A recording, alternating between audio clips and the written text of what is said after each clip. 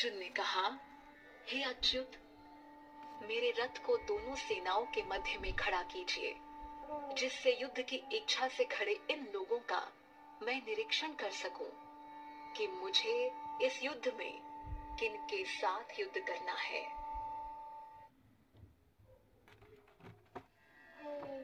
धृतराष्ट्र पुत्र दुर्बुद्धि दुर्योधन का हित चाहने वाले उन राजाओं को देखना चाहता हूं जो युद्ध करने आए हैं।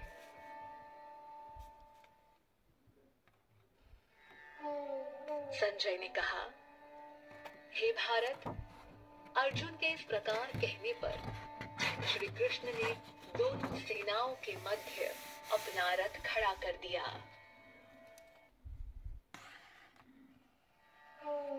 भीष्म, द्रोण तथा पृथ्वी के सभी राजाओं को सामने खड़े देखकर श्री कृष्ण ने कहा, हे पार्थ, यहाँ एकत्र हुए कौरवों को देखो।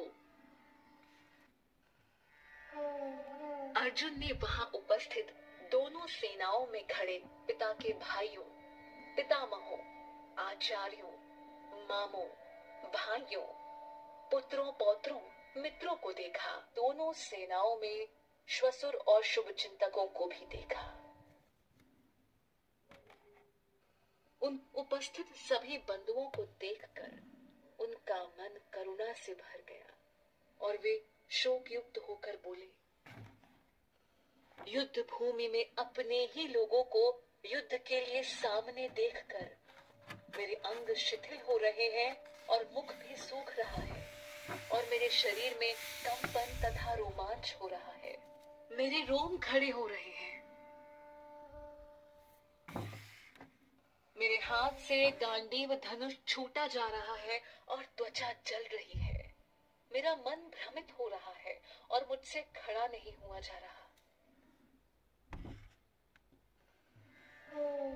हे केशव, मैं इसमें अपशकुन देख रहा हूँ और युद्ध में स्वजनों को मारकर कल्याण भी दिखाई नहीं दे रहा है।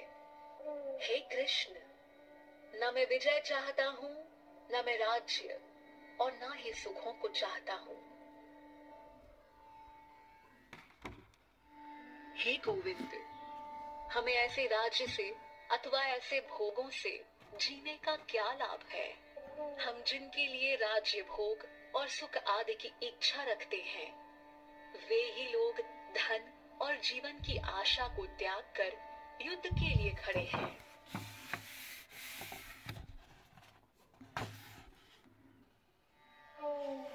ये लोग गुरुजन, ताऊ, चाचा, पुत्र, पितामह, श्वसुर, पोते, साले तथा अन्य संबंधी हैं।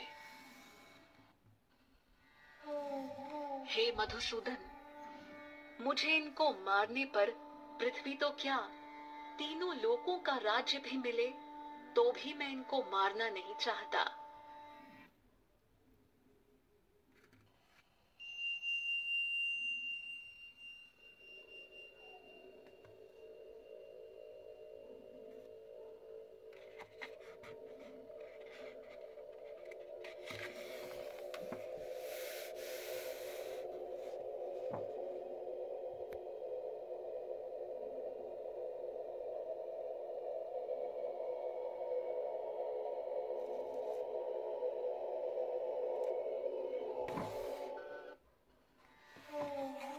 हे जनार्दन, धृतराष्ट्र के पुत्रों को मारकर हमें क्या प्रसन्नता होगी?